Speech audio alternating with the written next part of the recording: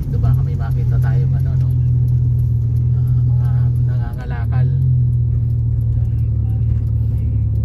May mga nangangalakal na yan. Ay, yun, mayroon, no? Yan. Pwede mo siyang lapit pa. Ano? Ayan, lalapitan natin yan. Ay, ito, nangangalakal to si Manong, ano?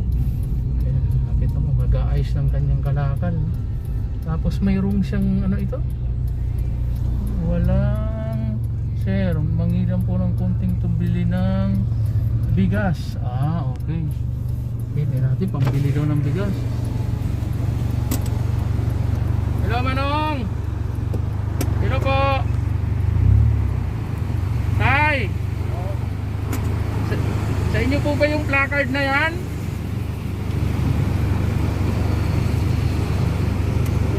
Sa inyo po yung placard na yan? Ah, may placard din pala si Manong, ano? Nakakalakal lang po ako kahit na paano makabila ako ng bigas para pamilya ko. Pamilyado po ako, sir, hindi po pag-alagala. Pagdating lang alas 6, nasa Santapi na po ako. May bahay po kayo? Pero po, barang-baro po, sir. Taga saan po kayo? Ito po, may warranted pass po ako dito, sir.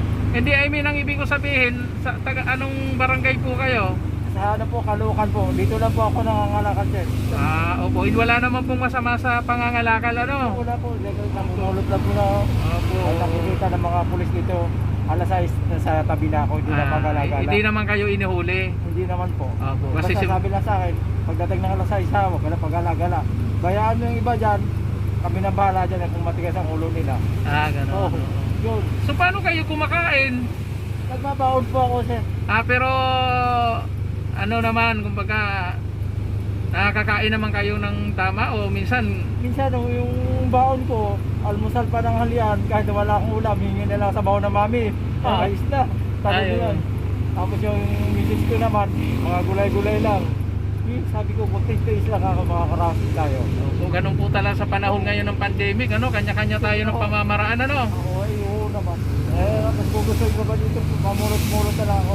Kahapon, sumida lang ako ng ano, 130. 130 pesos. Pero kahit Hindi, paano. wala ka sa ano, sa kapitbahay kong nagdadrive ng Tala Bayan. Sabi, bigay mo muna kaya, di mo to ako, yan lang, kumita ako kako. Di mo na ako, uwi na lang ako, bukas na tahalik ako.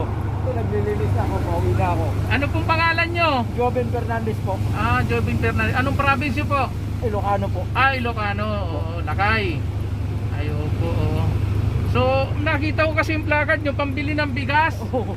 Ah, Mahirapan nyo talaga sa kalakal ngayon siya. Ako, bibigyan kita ng pambili ng bigas. Okay sa inyo?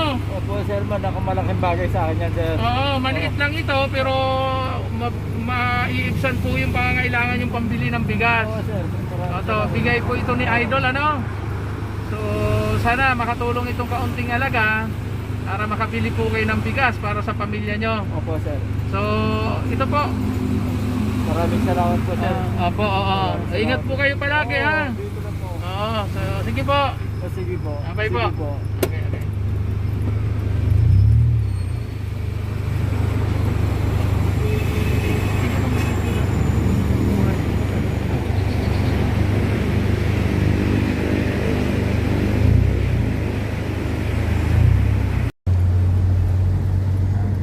Sige mo sa yan, Idol, ano? Isa na namang nangangalakal yung nakita natin. Talagang makikita nyo na po kung ano po yung experience ng isang nangangalakal ng mga idol natin. Madali lang tingnan, mahirap, pero para sa kanila mahirap dahil sabi nga ng isang na bigyan natin ng kaunting ayuda 130 pesos yung kinita niya kahapon.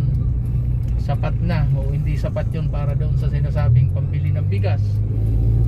So, kaya tayo sa kahit maliit na pamamaraan, kunting halaga, nakapagbigay si Idol dyan.